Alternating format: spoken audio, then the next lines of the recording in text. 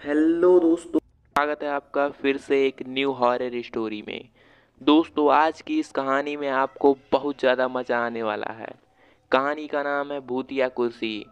तो अभी तक आपने हमारे चैनल को सब्सक्राइब नहीं किया है तो चैनल को सब्सक्राइब करके बेल आइकन को प्रेस कर दीजिए, जिससे मैं जो भी हॉरर स्टोरी बनाऊँ वो सबसे पहले आपके पास पहुँचे। तो चलिए कहानी को शुरू करते हैं।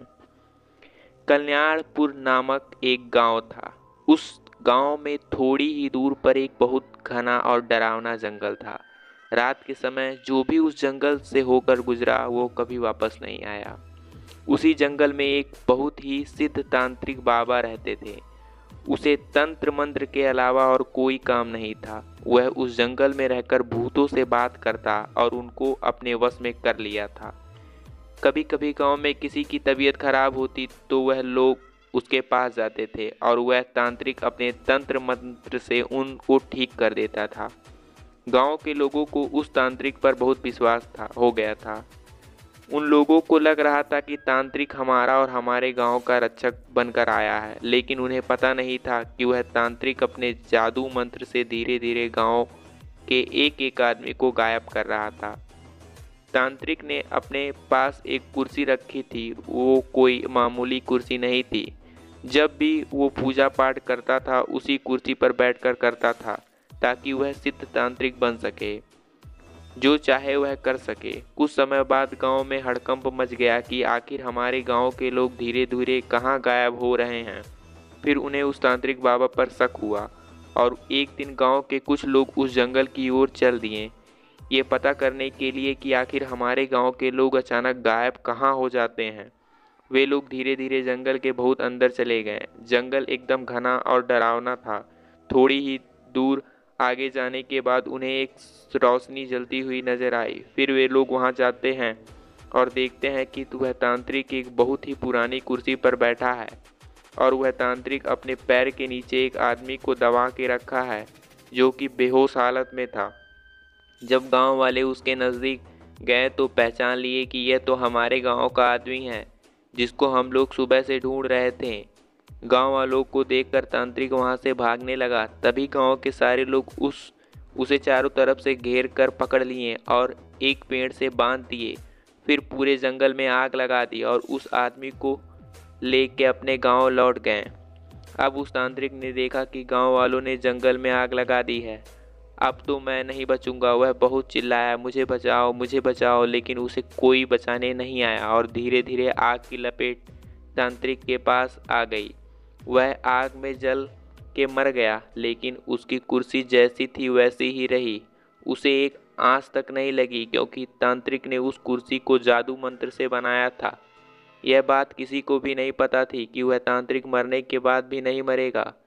गांव वाले अब खुश थे कि अब हमें किसी बात की डर नहीं है। कुछ समय बीतने के बाद एक दिन गांव का एक आदमी दोपहर के समय अपने खेत में काम कर रहा था। गर्मी का दिन था और उसे बहुत जोर से प्यास लगी थी।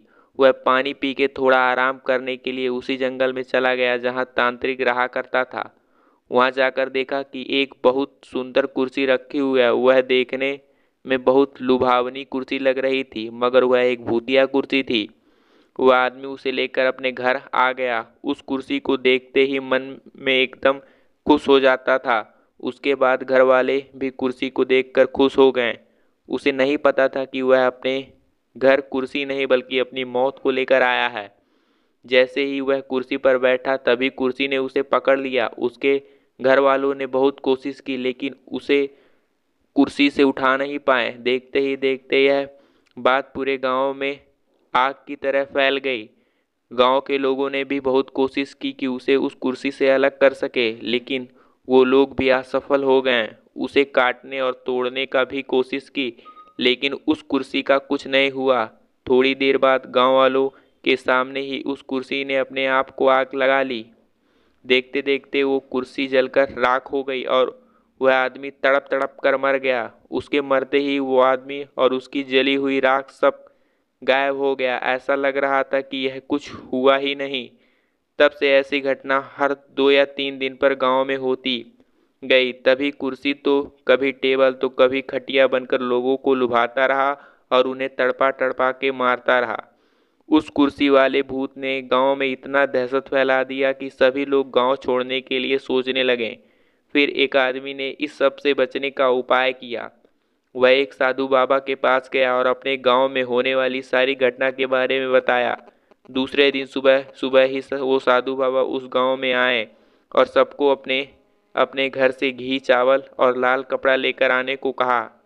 साधु बाबा ने उस गांव के चौराहे पर एक पूजा करवाई। साधु बाबा ने सुबह से लेकर शाम तक उस पूजा में हवन किया और सभी लोगों को उस जंगल में लाल कपड़े, थोड़ा थोड़ा चावल डालकर दिए और बोले कि इस कपड़े को सब अपने घर के दरवाजे पर लटका देना।